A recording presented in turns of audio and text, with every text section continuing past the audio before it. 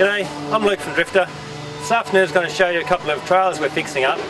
They've come here, some customers have brought them here, and we're going to fit them out with some kitchens, a fridge box and also a DPR package deal. So it's a good chance to show you and some of the mods that we can do to it. So let's have a look. Okay, so this one here, these are both brand new trailers, basically. And this sort of thing is very common on trailers these days. You know, it's just a box on the tailgate. Now that's fine to get going, but you know, if you've got a family, 2 or 3 kids, it's just really not enough. You know, a sink there, you know, you're lucky to wash up a potato in that thing. So anyway, what we're going to do is take this kitchen off the tailgate. They're just bolted on. One of the other problems with these kitchens is that they're not supported underneath. So when you close the tailgate on rough country, you know, all that weight is just hanging there on the tailgate, and that's not real good. On the DSO kitchens that we make, we've got them supported underneath here, and that's quite important.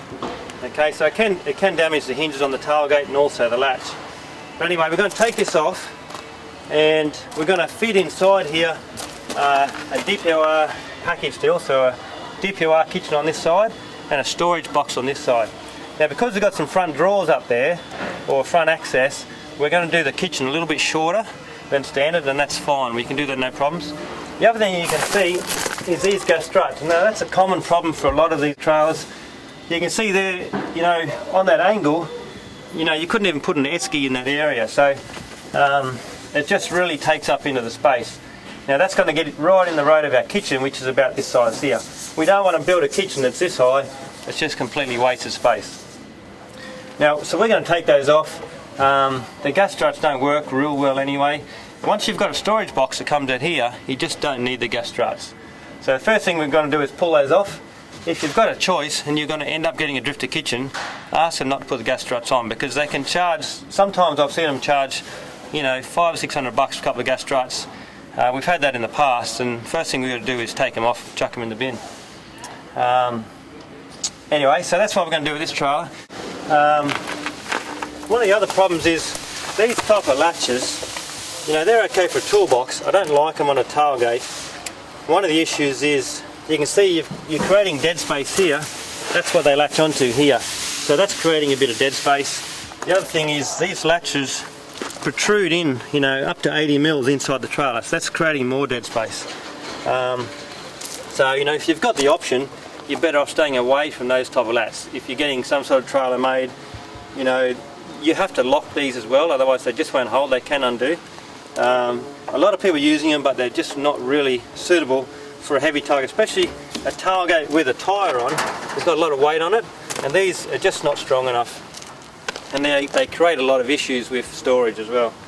Anyway, we'll show you that one as we get a bit further on. Now, this trailer here is a similar trailer. And now the customer's already taken the kitchen off this tailgate, and you know, we do a lot of these. We have these, we've got 2 here right now this week, and we probably do 2 or 3 every week really. So it's quite a common thing we do. Same thing inside here. You know, a lot of these are made for a tailgate kitchen, and that's, you know, we've got water coming up here. We're going to have to reroute that water to an outlet here. You can see also on those, you know, those latches on the back, these here create a lot of dead space. So our box is going to come to there. You're straight away wasting 50 mils of space here, which is not necessary, but there's not much we can do with that. We are going to cut these back a little bit. These struts are exactly the same, you can see those. So we're going to take those off. You can see up in there as well, one of the issues with these gas struts, they're very strong, and they're actually bowing that steel, and they're also bowing the steel this way. So for a heavy duty off-road trailer, as it's advertised, you know, you've got a 5 or 6 mil gap up in there, the dust is going to get straight in. That's because that frame is actually bowing from those gas struts.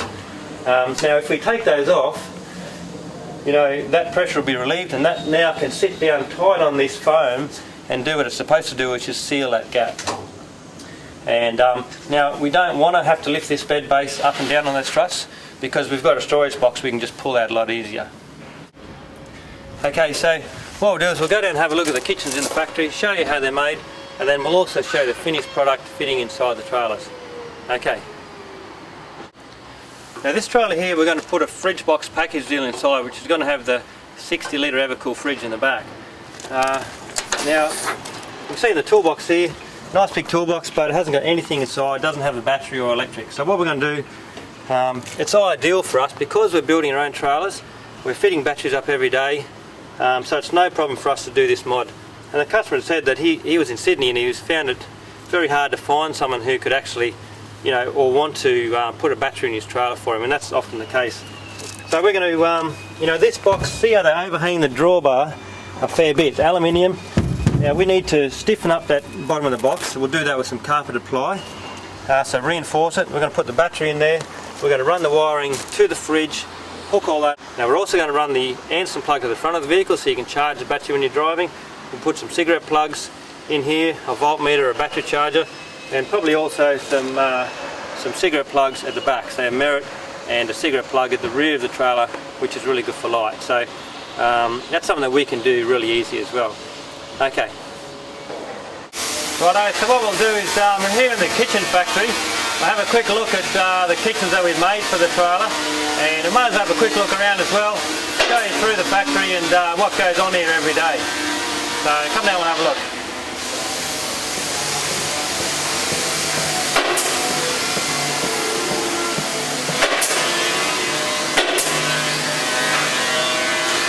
Yeah, so this is the factory here. This has been operating about 12 years, and when I first started, I was just myself working there on that bench, and that was it. It's a pretty quiet little factory. There's about a dozen of us in here now, and it's grown a lot. We've doubled the size of the shed. We've taken this wall out 12 metres and extended that wall out 12 metres and made it quite a lot bigger. So yeah, you can see here with the benches, everyone's got their own bench. We've got about 8 or 9 benches in the factory. Everyone's got all their own tools, all their own bits and pieces. They've got a pinner gun, a staple gun, a drill, so there's a lot of tools, a lot of work setting up a bench, and it's always got to be nice and neat and tidy, well organised with all their screws and fittings and things. Because of manufacturing, it's very important that we can do that efficiently and as quick as we can while still maintaining our quality. So you can see there's a drawer here. This is one that's almost finished. Storage box with front drawers. For wrapping, we put these boxes inside the storage box, and that's going to go up to Brisbane soon. So yeah, we make a lot of stuff in here. We'll go around and say good day to a few of the boys. Come here, how you going, mate? Too bad, how are you? So yeah, Tim's just here working on a DPOR. This is what we call the carcass. We've just about finished it here, and you can see that's we've laminated that, we've taped it up so we can spray it. So underneath that is the laminate. Righto, so you can see that there. Now Tim's just fitting on all the cupboards and the drawers and the bits and pieces, and then it's going to go into the spray booth and get sprayed. I'll show you quickly in here. This is our spray booth. Alright, so there's a lot goes on in here, and that's just a little DSO budget that's been sprayed. So that's almost dry, it's been top coated, but everything's got to get 2 coats. We've got to do a first coat, rub that back, and then a top coat, and get that nice finish.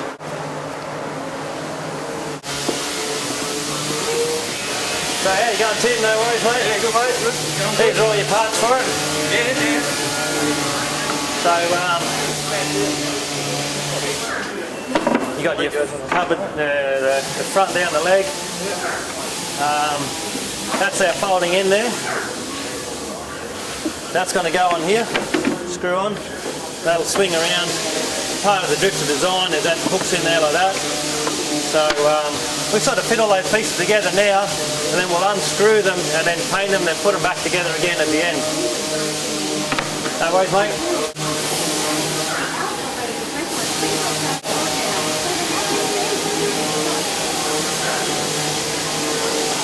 These are the panel saws we've got, so there's actually 3 saws in the factory. There's one here, that's a smaller one. There's 2 saws this size, and another one over here as well. So you know, we have times when there's 3 people cutting flat out, particularly Monday and Tuesday when have all 3 saws going flat out. And it's important that in a factory environment, you know, people can get access to the machines when we need them to. Otherwise, it slows things down. So that's why we've got 3 saws. Yeah, you know, manufacturing is all about productivity. We've got to be able to get these things made quick enough to be able to, you know, make a profit and keep going. So, yeah, have a look at what Maddie's doing. Yeah, so how you going, Matty? Good. This is Matty. Here's Matt's working building what we call the carcass. So you can see that there, and it's just about finished. You know, yeah. So he'll do, you know, 3 or 4 of them every day, and then that'll go over to one of the other guys, which will put it all together. No worries, mate. No worries. How we going, fellas? Good, mate. This is Mitch and Ross. So yeah, Ross, a lot of time you talk to him on the phone. Ross handles most of the orders and the emails for the kitchens, and Mitch has been with us here this year, and he's helping him make the kitchens as well. So we're just fitting out this trailer. No worries, how are we going? Yeah, good. Getting there? Just, almost ready to go. Righto. So that's all done, is it? Yeah, just got to put that in through that last factory. Righto. How you going, Alex? Yeah, not too bad. Getting there? Yeah, all good. This is Alex. He's a 3rd-year apprentice, and still one of our new little Drifta camping kitchens. So it's a small unit. It's one that you can pick up, and this top sort of opens out like that, and a little 2-burner stove will go inside there. So they're a bit of a new design. What else are you up to? Yeah, got a tupper box there, and ready to boot line a storage box, and then just waiting on Wisey for the carcass. Yeah, cool. Alex also does a lot of our ute back kitchens for Beachy for the back of utes, and all of our original Drifta 200s. What else you do? Storage boxes. Yeah. Yeah. So no worries, mate.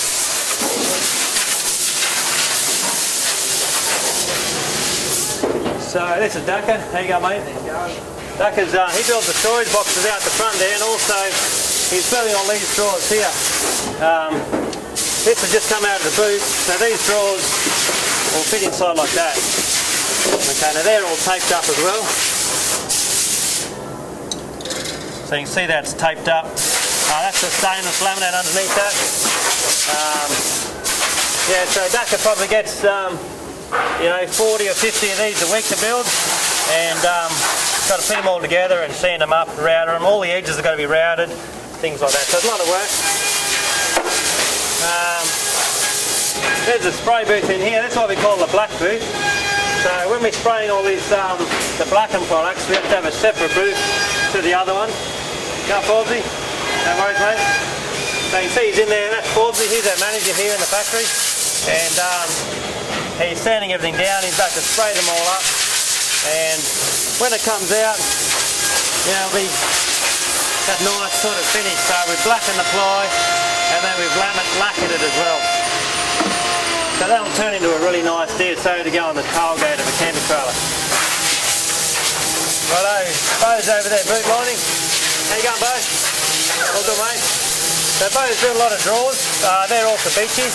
This is that little boot liner area where we're putting the carpet on all the boxes. So there's a lot goes on there.